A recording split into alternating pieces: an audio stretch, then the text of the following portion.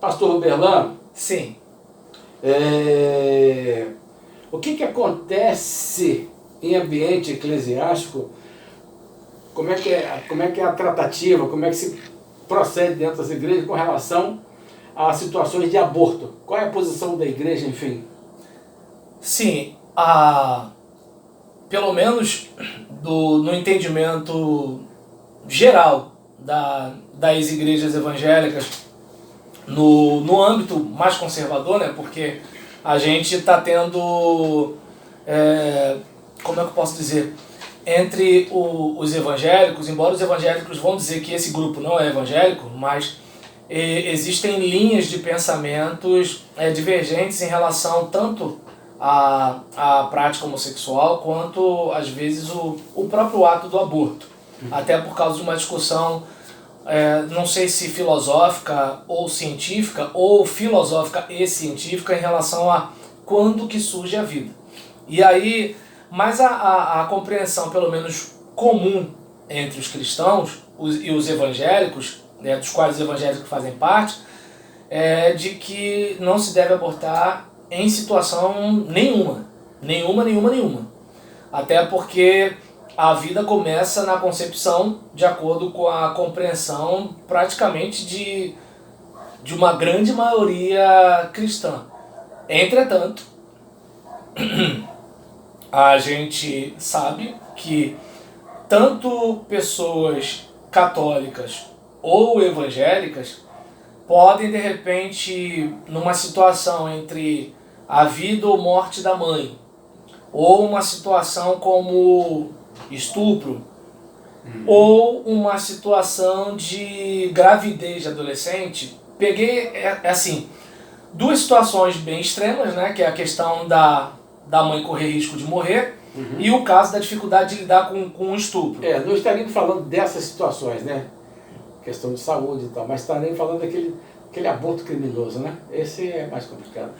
Se a gente pegar a questão do profissional, se, digamos, não é algo que a própria lei ampara, que são esses dois extremos que nós falamos aqui, eu entendo que, assim, aquela mulher, no momento de desespero, de pressão que ela pode estar passando, seja pelo companheiro, seja a questão dos próprios pais. Se você aparecer grávida aqui, você vai sair de casa, ou sei lá, qualquer coisa.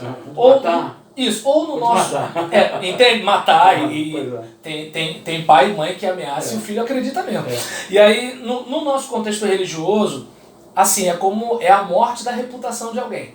Né? Então, assim, e às vezes eu vou pegar, por exemplo, a minha situação como pastor. A minha preocupação principal deveria ser com o que Deus pensa de mim. Mas eu peço perdão a Deus por isso, mas Jonatas, Deus é mais legal do que as pessoas. Então a tendência é o quê?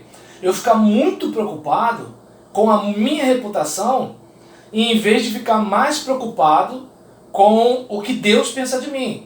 E aí, muitas vezes, trazendo para o contexto dessa jovem, né, ou de repente dessa irmã já com seus 30 anos, que apareceu alguém, não segurou a onda no trabalho ou na faculdade, aconteceu um negócio desse, com que cara ela volta para lá, ela tem um alto cargo de liderança na igreja, ela é uma pessoa de uma família que é a terceira ou quarta geração lá na igreja. Pra gente pode ser bobeira, mas pra aquela pessoa aquilo ali é muito sério, até porque assim, ela já viu muita gente passar pelo facão. E aí, às vezes, essa pressão vem, quer saber? Eu vou fazer isso aqui. E lá na frente, essa pessoa, a cabeça esfria, ela pensa no que fez, não se perdoa, porque eu conheço gente que abortou e não se perdoa, gente que, por exemplo, lê Bíblia, conhece Bíblia, lê sobre a graça, sabe que Deus a perdoou, mas ela não se perdoa, eu conheço isso. E aí, nesse caso, assim, ela está no calor da batalha. O médico não. O médico tem a questão de quanto ganha, quanto não ganha, o lugar que faz, se é nesse cubículo onde faz. Então, assim, eu entendo que são situações bem diferentes. É como, por exemplo, você, né, que me empresta um dinheiro comigo no sufoco e você coloca não sei quantos % de juros, e se eu não te pagar, você manda os caras lá na minha porta. O que acontece? Eu estou no sufoco quando eu peço dinheiro a você. Você não está no sufoco. Então, é uma situação diferente. Eu parto do princípio que um cara desse, trabalhando desse jeito, eu entendo que um cara desse não está sendo cristão. O caso da pessoa no sufoco, eu entendo o seguinte, Jonatas, no sufoco, Pedro falou que não negaria Jesus. Mas quando ele viu Jesus tomando aquela piaba, quando ele viu o couro comendo nas costas de Jesus, quando ele viu que ele passaria por aquilo, o que ele falou? Opa, não conheço. Ali foi revelada a humanidade dele, né? Entende como é que é o negócio? Então, assim, na hora da pressão, sabe lá Deus o que a pessoa pode vir a fazer. Sim. Então, é uma situação. E eu entendo que é nessa hora que a igreja entra como o seguinte, olha, a gente vai orientar, filhinhos, não pequeis. Né? A orientação é que não se peque. Mas a questão é de que é o seguinte, olha, pecou, não tem como chorar o leite derramado. Então o que a gente faz? Olha, vamos sentar aqui, vamos trocar uma ideia. Vamos bater um papo sobre o que a gente aprende depois desse tombo. Vamos tentar ajudar a próxima geração para que as pessoas evitem o tombo. Sim. Ou seja, continuamos entendendo que o errado é o errado.